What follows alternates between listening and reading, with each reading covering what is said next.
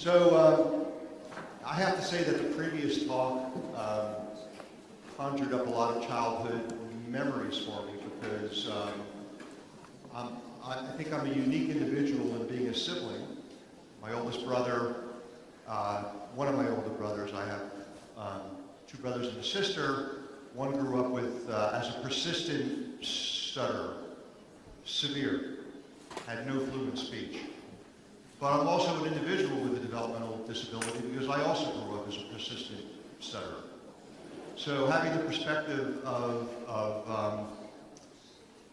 enduring a lot of challenges growing up, as well as being a sibling of somebody who I witnessed during his own challenges, was really quite palpable.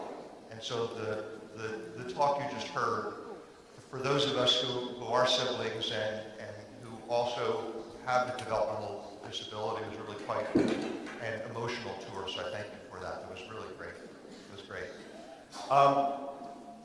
So I was thinking about how to start my talk. I'm a neuroscientist, which means that I'm here alone.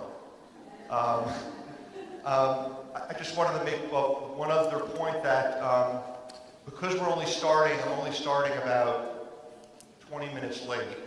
This is really early for Jewish time. When I grew up in New Jersey, we were never less than 1 hour late for any sort of a family event. So I feel good. This will advance. Is this going to work? So in the United States, when we give a talk, now we always have to say, I have nothing to disclose financially, unfortunately. Sorry about that. As I was going through the program and thinking about how I wanted to start this talk on brain science, so that I wouldn't put all of you to sleep, or at least I wouldn't put most of you to sleep, I thought about some what's represented here in terms of disciplines and interventions, from physical therapy to primary care, to education, to positive psychology, to occupational therapy, to speech language, to spirituality and love, to behavioral counseling, to social communication, and even what we heard yesterday, which was really quite amazing, positive exposure. So I ask you, this is your time to participate. What do all these disciplines have in common? Anybody want to shout out? The brain, right? What do they all have in common?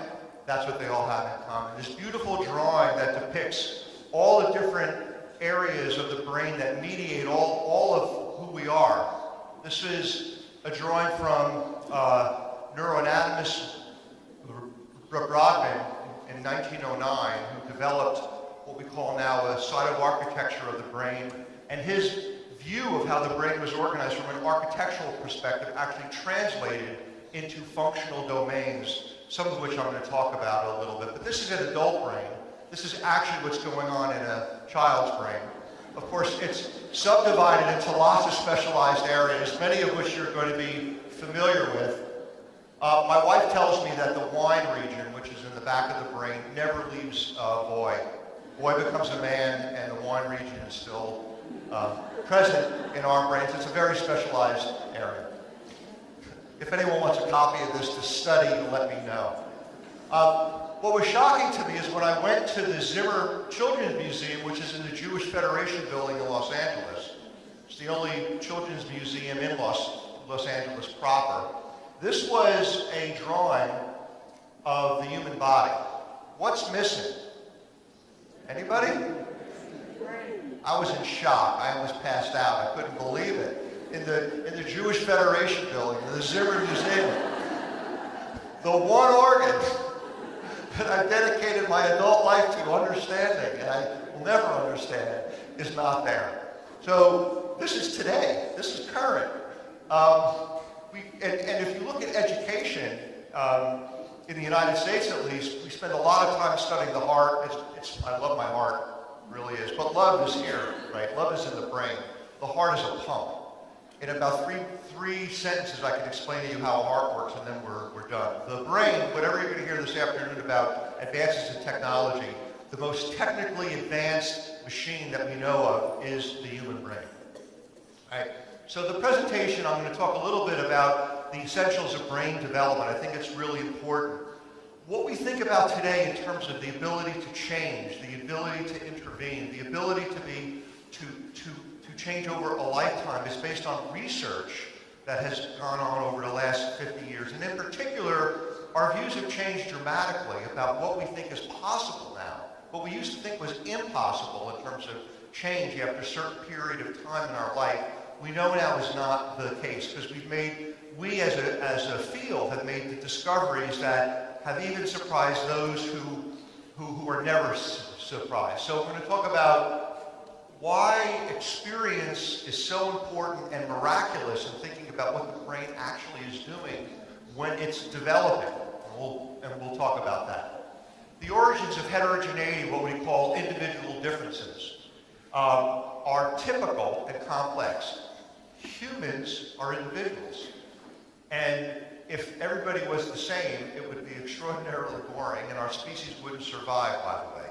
So differences are actually important from an evolutionary perspective because it strengthens the species. And you see this in all species, that individual differences are really quite important, and we're beginning to understand why it's important for us to study what those individual differences mean and what those capacities mean in terms of those specific people. And then the biology of change, what we call plasticity, talk about what some of the discoveries have meant in terms of actually clinical trials that are going on now based on research that was just done even 4 or 5 years ago in adults that demonstrates that the brain, once we figure out the mechanisms, we're going to be able to harness more and more positive change.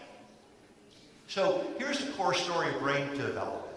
Maybe it will surprise some of you, but I think it's not going to surprise most of you. The fact is that brains are built over time from the bottom up. That is, simple skills come online first, and those simple skills are required to build more complex skills. Of course, that makes sense. You build a strong foundation of basic skills to develop more complex ones. Genes and experience together build brains. I heard a comment yesterday about the stigma of thinking about something as genetic. We're all genetic.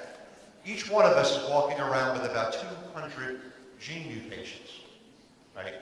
So we all have genetic disabilities of one sort or another, or what I would call genetic variation.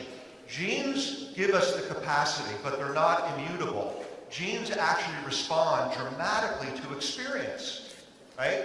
It's a remarkable biological discovery that they're not immutable, that genes are meant to change. They're meant to respond to experience. So when something is genetic, it doesn't mean it's cemented. It's not superglued to be that way forever.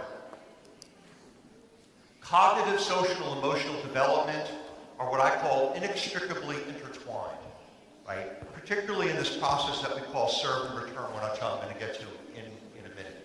Resilience, the ability to bounce back from adversity, plasticity, change, these are not internal character strengths. You just are strong or you're not, right? That's how it's portrayed in the movies. That's how it's portrayed sometimes in novels, but that's actually not how it works.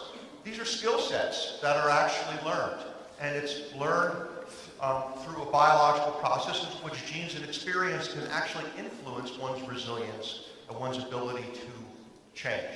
Those are all positive messages, I think. And that for many functions, the brain's capacity for change decreases over time. People talk about it in terms of cost-effectiveness factors, why early interventions are so important. Changing something as it's being built, of course, makes a whole lot of sense. But keep in mind that we don't develop all our skills synchronously. We're not doing calculus as a 2-year-old. At least I don't think we are. Right? We're not playing beautiful music. It can start at the age of 2, but we develop the skill set over time. And so we'll go through a little bit of that as well. The key to forming strong brain architecture is what's known as serve and return interaction with adults. In this developmental game, new neural connections form in the brain as young children instinctively serve through babbling, facial expressions, and gestures. And adults return the serve, responding in a very directed, meaningful way. It starts very early in life, when a baby coos and the adult interacts and directs the baby's attention to a face or hand. This interaction forms the foundation of brain architecture upon which all future development will be built. It helps create neural connections between all the different areas of the brain, building the emotional and cognitive skills children need in life. For example, here's how it works for literacy and language skills. When the baby sees an object, the adult says its name. This makes connections in the baby's brain between particular sounds and their corresponding objects. Later, adults show young children that those objects and sounds can also be represented by marks on a page. With continued support from adults, children then learn how to decipher writing and eventually to write themselves. Each stage builds on what came before. Ensuring that children have adult caregivers who consistently engage and serve and return interaction, beginning in infancy, builds a foundation in the brain for all the learning, behavior, and health that follow. So, humans are social creatures. We are social. We don't do anything with, and we do very poorly in the absence of relationships. Relationships in the social context are how we learn, how we gain skill sets in every dimension. And so the idea that serve and return, this dynamic back and forth, basically starts before birth and continues after birth through a lifetime. This is fundamental to how the brain works. This is fundamental to how we learn. This is fundamental to how we develop skill sets over time. This audience knows that, but you'd be surprised. I showed this video when I go around the country or the world talking about the basics of brain and child development, and this is shocking to people because there are common misconceptions about how children develop. First of all, children are not black boxes. They are a mystery, particularly if they're teenagers. There's certainly a mystery, but we understand some things that they're not. So children are sponges. No, you don't sit them on a chair in a room by themselves and suddenly they figure it all out, right? Feed them some information and they'll get it. So children are not sponges. 80% of brain development occurs by the age of 3. You'll see that that's not the case at all. There's a lot of activity going on, but of course, if 80% of brain development was completed by the age of 3, if there's anyone raise a teenager, right? You have to have hope that they're going to change. More than 20%, right? Bad stuff happens, you just have to be tough. That's the resilience factor. It's not about internal strength. You either have it or you don't have it, and somehow if you don't have it, you're weak. That's not how it works. And ready to learn is all about, cognition, but social and emotional development is critical to cognitive development as well, which is why many educational programs in the United States have failed, to be quite blunt, because the focus has been solely on education or cognitive development in the absence of understanding how important social and emotional development are to be able to facilitate the learning. So let's talk a little bit about brain development and how it occurs. So this is a pretty interesting slide. This is a slide, if you look on the left, you can see that's the mouse brain. And then you can see a monkey brain in the middle, and you can see the human brain on the right. And you see, well, boy, one is really much larger than the other. There's about a 1,000-fold expansion in this area that we call the cerebral cortex. That's where higher cognitive and social emotional processes go on. 1,000-fold expansion between a human and a mouse. By the way, we have the same number of genes. About 23,000 genes in a mouse genome, about 23,000 genes in a human genome. So it can't be genetics, right? The same genes. We're not mice, right? What's remarkable about this expansion is that it's the surface area that expands 1,000-fold, bringing new areas that perform more complex functions that a mouse can ever perform. But if you look at the thickness of that purple, this purple area down here, that's gray matter that we can measure when we do MRI or whatever. The difference in thickness of how that structure is organized is only about 2-fold different between a human and a mouse. 2-fold. So the basic structure is conserved over evolution. What happens is that the areas expand. In the mouse, the frontal lobe, which in humans controls executive functions and emotional regulation, all sorts of complex things. In In the mouse, it only makes up about 10% of their cerebral cortex. In humans, it makes up about 40%. 40% here, right? In the mouse, it's mostly visual and somatosensory. So the expansion is to specialize to do more functions. So here's a complicated diagram, right? It turns out that all the neurons, all the brain cells that we're going to have are generated or produced before birth. And that's what this diagram shows. And in fact, if you look above, you can see that there's certain areas that are in colors, complex areas that mediate attention, or EF is executive function, or hearing, or vision.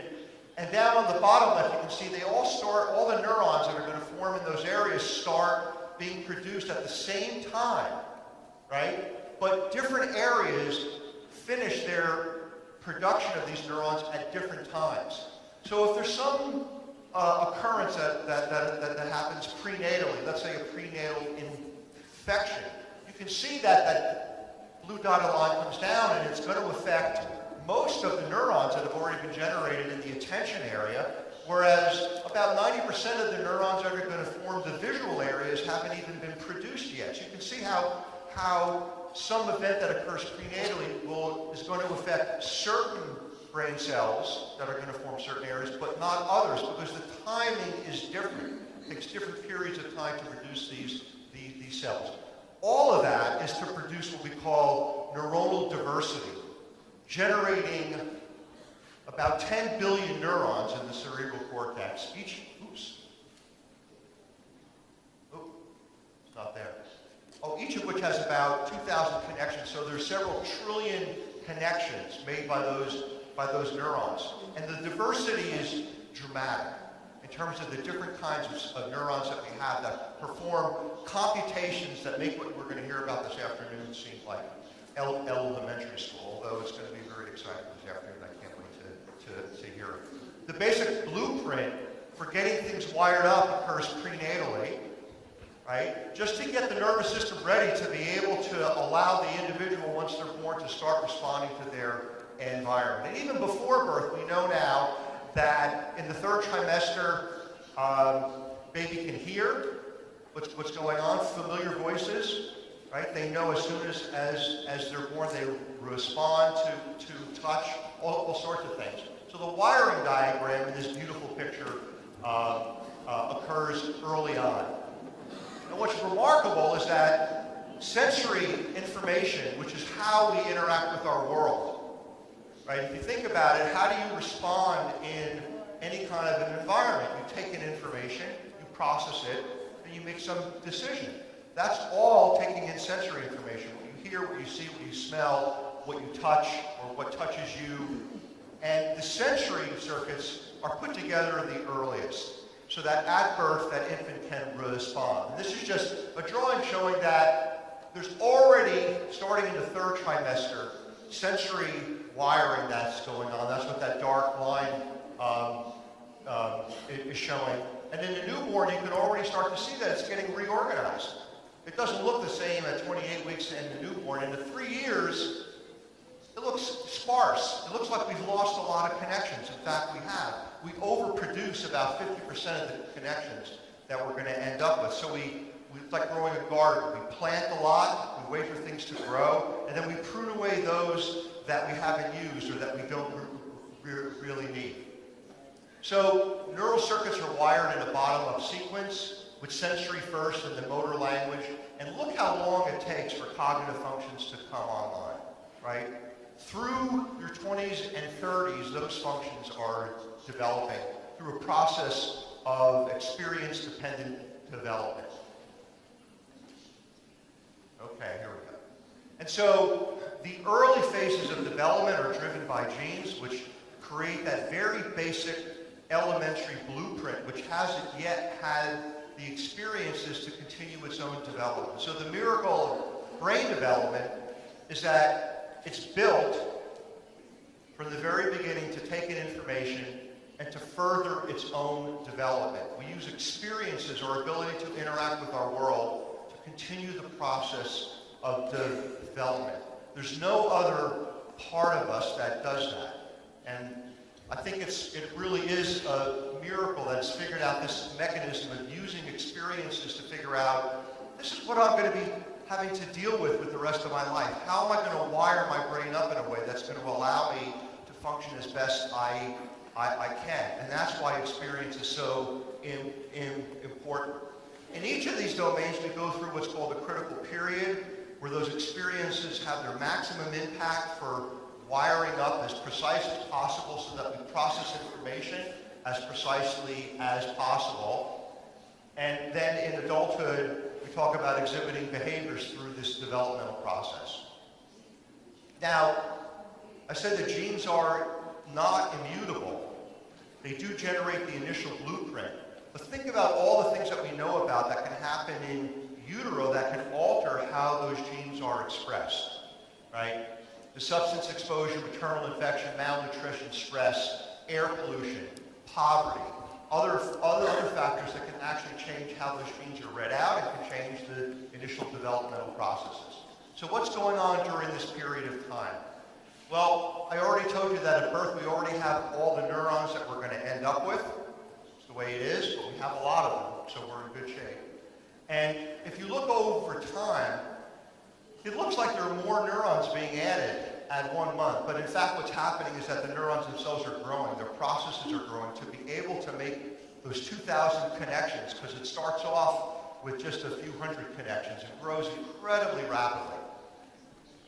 By 6 months, you can see it's starting to look like a tangled garden, and by 2 years, there's an immense amount of connectivity, connections that have formed over this very short period of time. This image is why people think that 80% of brain development is finished, because we make nerve connections over this 2-year period of time that actually exceed what we're going to have as adults. And the rate of making a connection, which is called a synapse, is about 700 per second. So snap your fingers, 700. You look at a 1-month-old, you do that, they've just made 700 connections. Snap it again, another 700. You do the math, and it's really quite remarkable about how rapid this is occurring, right? And then you can see what happens from birth to 6 years, and then I show this picture to parents, and look what happens in the teenager. I don't know how to explain. No, I can explain that. Experience is basically pruned away the connections that we don't really need. If we maintain the connections, it means we have to maintain some energy. We have to use some cellular energy to maintain that connection. We only want to maintain the connections that are working the best and that are processing information the best. And this is through experience that we get rid of the others. And that's how essentially we sculpt our circuits to be the best information processors that we could ever invent, more than any other technology, right? And this is just, I just have to show this because this is processes from one brain cell, and those little spikes coming out there is a site where a synapse forms. And it has to process, each neuron is processing information from several thousand other neurons that are impinging on it and sending it information. It's an unbelievable process that it goes through, but somehow it works in terms of being able to take this information in, integrate it, and have some sort of a coherent response. Now, to understand plasticity and to understand critical periods, we have to understand that neurons come in 2 flavors, chocolate and vanilla. Excitatory and inhibitory.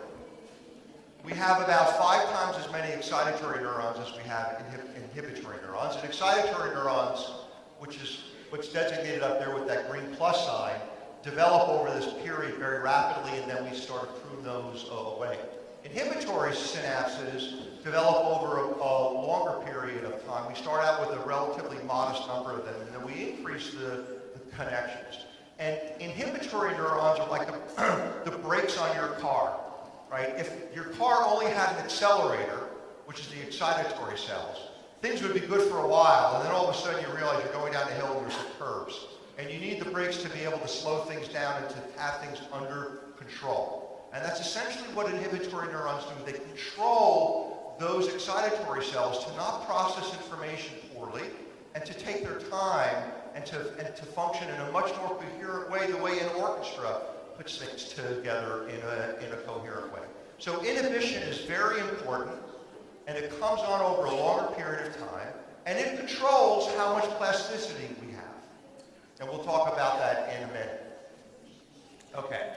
And then finally, as your developmental neurobiology adult extension course, right, you've learned most of it, is that nerve cells in the brain create something that's called insulation or myelin. Myelin sheets are formed. They're essentially like the insulation around wires. There's very little myelination at birth, and then over, in some parts of the brain, a 50-year period, there's myelination that continues to occur. Myelination is the way in which we ensure that information is processed in its most efficient way, so there's no short circuits going on between all these processes that are flowing between different parts of the brain. And you can see these beautiful scans, that white images that you see, those spots at 1 month, those are the two regions that carry the cells, that have the cells that are going to create myelin. They're called oligodendrocytes. And over 2 months to 3 to 6 months to 7 to 9 months to 7 to 9 months and then greater than 9 months, you can see in 9 months how remarkable this process is in which the nerve fibers are being insulated to process information in a much more efficient way. And you can think about an infant's motor system, for example. Most of the movement you see early on is reflexive, to go to voluntary movement where they go and do object grabbing very poorly. They're about 6 or 7 months. 6 or 7 months when the myelin starts to really spread, they can grab objects in a much more successful way. That grabbing objects in their environment is the first trigger for them now wanting to share those objects with whoever is in their environment with them, what we call joint attention. So the motor system, the sensory system, and the social systems become wired as myelin proceeds to develop. Now, what's occurring developmentally to bring each of these functions online? So they just don't happen synchronously even within the sensory systems. This is an example of what happens in the development of a language skill in which over a period of the first 20 months of an infant's life, they go through a process in which they learn how to do language discrimination by recognizing sounds. Being able to start to discriminate sounds that we call phonemes, which occurs early, and those phonemes that are put together to form words, and then phonological categories, and then finally language outcome. And for each skill set, basic skills, phoneme discrimination, sound discrimination, becomes put together in more complex ways to form language, and this occurs over about a 20-month period of time. Now, brains and skills are shaped by what I call serve and return, the nature of human interaction, and language is a fantastic example of how a skill can't be learned in the absence of an interaction. Again, something that's so evolutionarily conserved, and if you notice that the early serve and return, in which an infant is paying attention to the face, they spend about 50% of their time looking at your eyes, and the other 50% of the time they spend looking at your mouth, because you're talking to the infant, and they're putting together sound discriminations with motor patterns that they see being used by the adult. And that changes to listening to the sounds, hearing the words, and then putting together with objects that an individual is showing the toddler, et cetera, et cetera. Now, what do birds have to do with this? This is so evolutionarily conserved. The beautiful neuroscience story that was done a number of years ago, in which individuals looked at how juvenile male songbirds learn their species-specific song. And if juvenile males don't learn their specific song, what happens? Anybody? They don't attract the female birds, so they don't mate. So how do juvenile male birds learn their song? Right? There are hundreds of species of songbirds, so they have to get the song right, or they're going to be mating with the wrong bird. Right? So how do they do that? Well, the male adult is responsible for tutoring the juvenile songbird. So neuroscientists and behavioral scientists saw this, and they did this experiment in which they actually recorded the song from a male songbird, adult, and played it back to the juvenile. The juvenile didn't learn the song at all. And then the scientists thought maybe they have to see a picture of a bird and play the recording then. The picture of the bird didn't work either. Then they took a stuffed bird and they put it on the perch with a juvenile bird and they played the song. Didn't learn it either. It was only when the bird, the adult, was present as a live tutor, a live teacher, that the juvenile songbird learned the song. I think really a powerful example of how evolutionarily conserved cognitive development is in connection with social interactions. Now, what does experience do? Experience promotes the stabilization of these connections that are used. And those connections that aren't used are eliminated. And it continues, and it controls the genes through a process that we call epigenetics that I'm not going to have time to talk about today, in which it actually changes the chemistry of our genes. So the way experience changes genes and how they're used is by actually putting marks on them to change how those genes are being utilized at periods of time in development. And we know now lots of different kinds of experiences can change our epigenome, how we use the DNA that we inherit from mom or dad. So we inherit it, it gets changed chemically over time, and it's used in different ways. And this is how experience can be so powerful, and this occurs during what we call critical periods of development.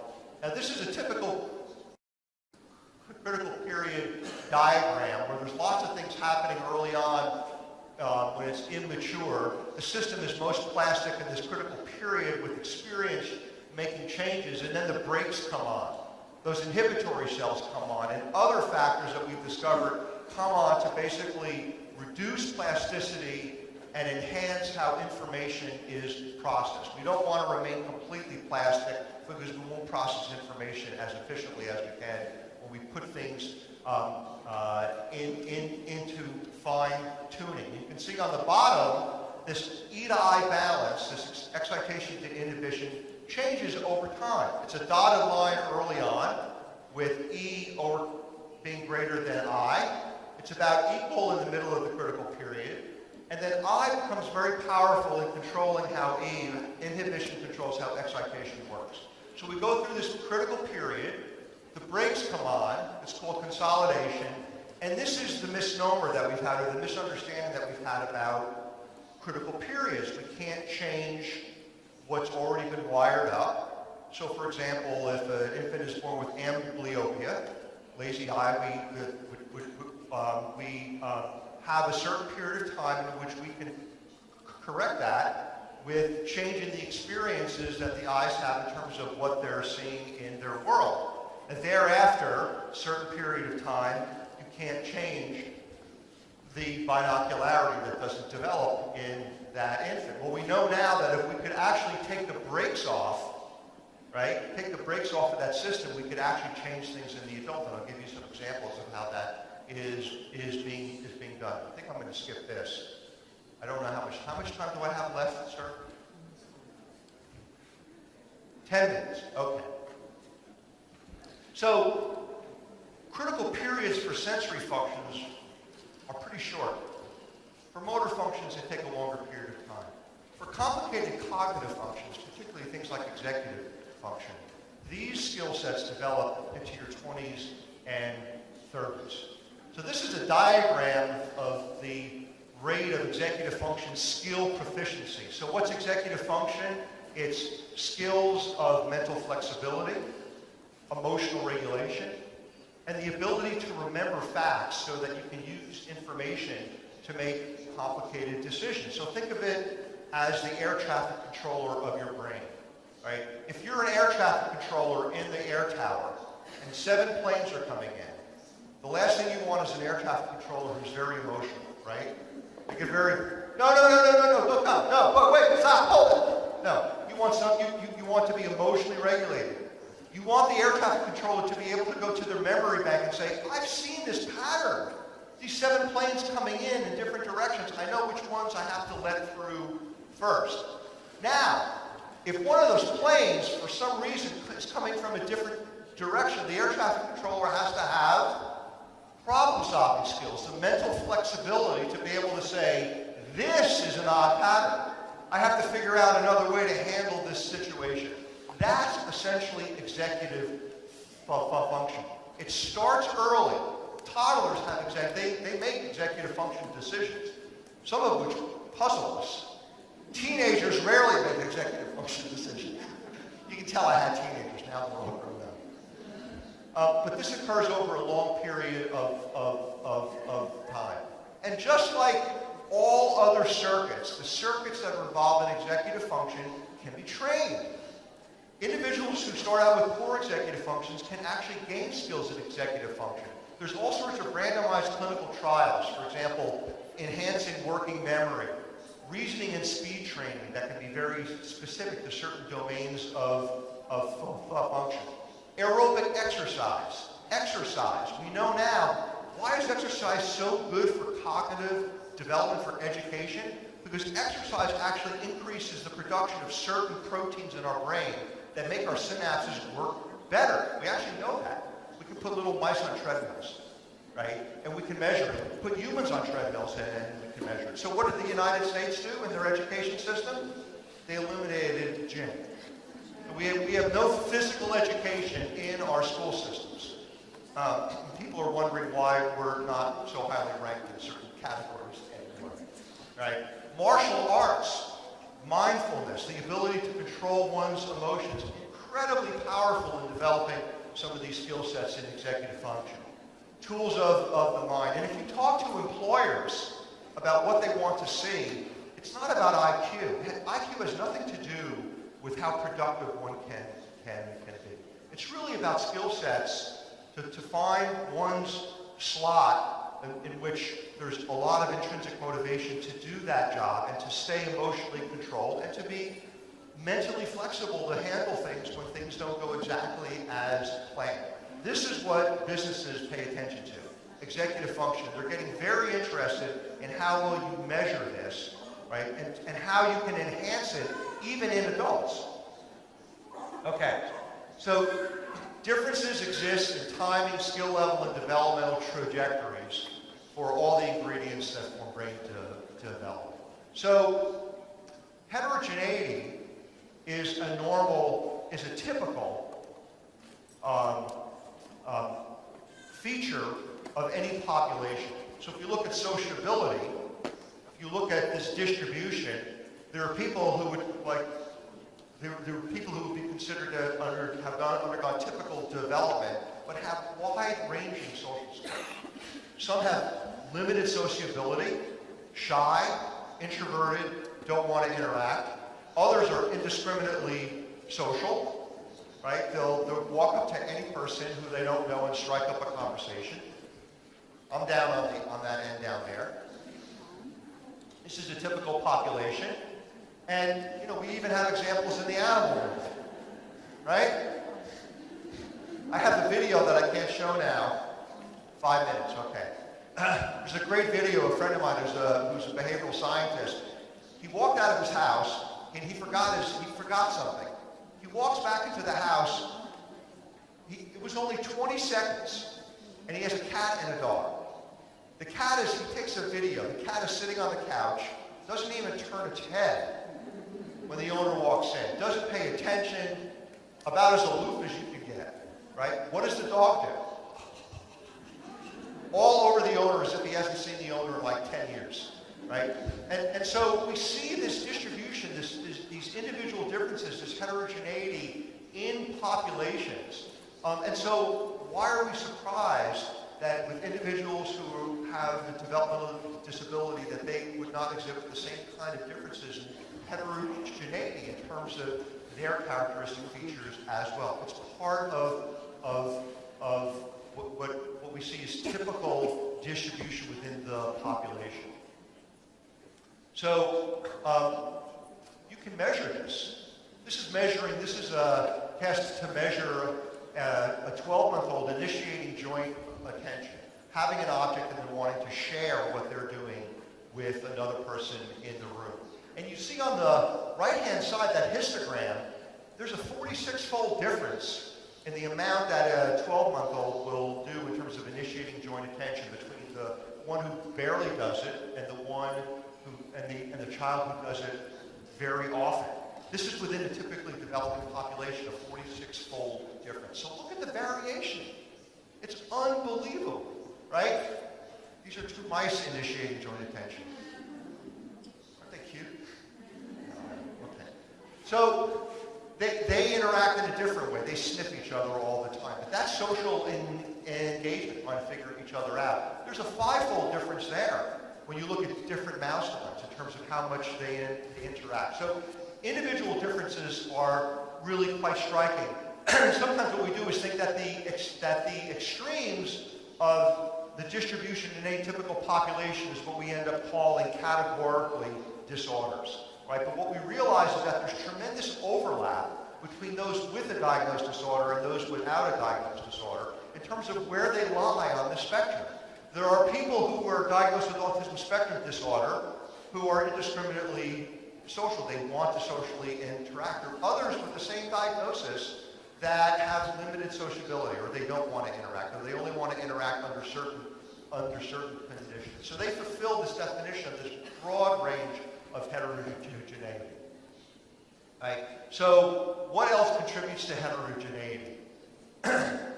If you look at individuals with neurodevelopmental disorders, this is a study that we did a few years ago looking at 26 medical conditions in children with autism from the Autism Genetic Resource Exchange, which was developed in the United States. So several thousand children are in this database, and these are the kinds of medical conditions that are exhibited by children with autism spectrum disorder. You can see those numbers are percentages. Some of them are relatively rare, like 5% of the children in this group had heart problems, whereas 40% of gastrointestinal disorders, which is what I study in children with autism spectrum disorder.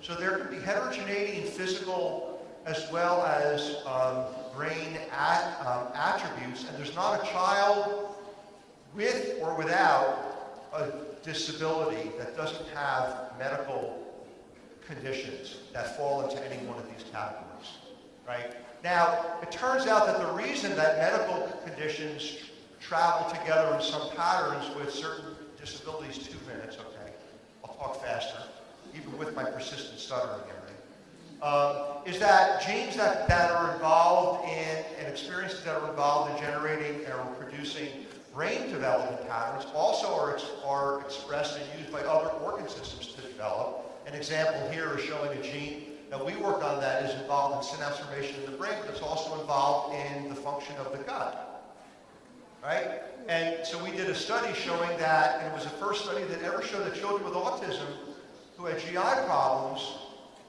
back in the 1990s, early 2000s, most pediatricians thought that the GI problems were really behavioral retention problems. It wasn't organic, it wasn't biological.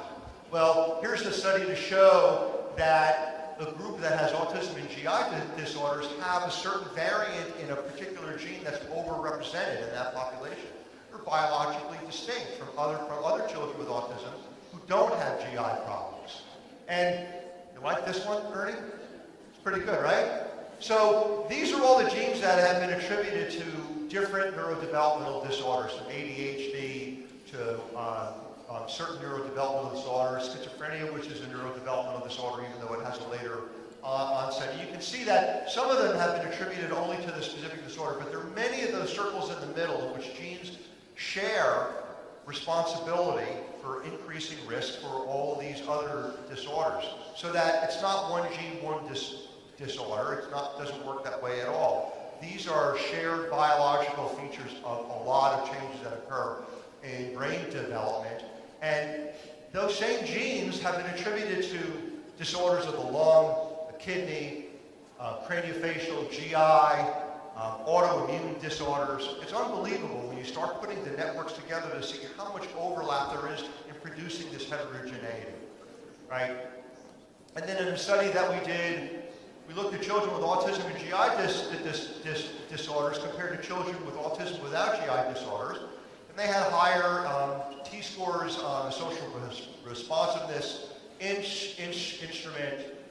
There's about a 4.5-fold increase in the lack of expressive language with children who have GI problems. So think about that, what that means from a practical perspective. They can't tell you that they're in pain, or they tell you in different ways, right? And it's still the case today that most pediatricians don't recognize this and don't send those children to pediatric gastroenterologists or to nutritionists, right? I'm going to skip this. So, what are the implications of the science that I talked about in rapid fire fashion? Well, one of the things that we figured out is that a lot of these genes that encode proteins work together to build the brain. And if you look at this diagram, some of you will recognize what we call genes that are involved in syndromic disorders like neurofibromatosis or tuberous sclerosis. And these pathways actually have been identified and studied and now being utilized to develop interventions that have gone from basic science from the laboratory to the bedside in 3 or 4 years. And I'll show you an example of that. We know now what some of the brakes are. We can take the brakes off of the system in adults and change in a really positive way based on the ability to manipulate these specific brakes. Not knowing who the brakes were, or not even knowing the understanding that there were brakes in the first place, put us in a position of not understanding how much plasticity the system actually has. And so, this is a remarkable study in which a drug called valproate, which is used to control seizure disorder, actually has an effect on our epigenome. And when you use it at low doses, there's a study that was done to show that you can teach absolute pitch. You can open the critical period up for your auditory system to learn absolute pitch as an adult. As an adult, this is unbelievable. You can develop visual acuity in the absence of experience because you can manipulate the brakes in a way to keep the critical periods open to allow binocularity to develop.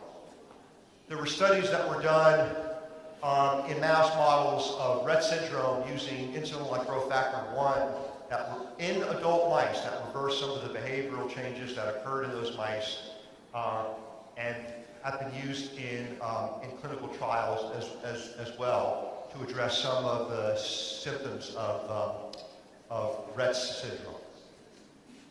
Rapamycin for treating tuberous sclerosis and autism spectrum disorder, all in young adults or adults. None of this has been attempted in children yet. And we're starting to see the transition from understanding the basic biology to now thinking about how we can use these approaches to be able to address certain aspects of an individual's disability which make life challenges really, really, really difficult, particularly on the medical side.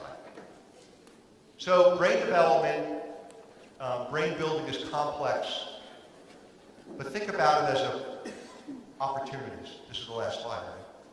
Origins of heterogeneity, individual variation creates opportunities for building unique strengths. Right? There's just no doubt about that those individual variation from a developmental perspective means that we have the opportunity to continue to build on people's strengths, and all people have strengths. The biology of change, plasticity is the hallmark of opportunity for change for everyone.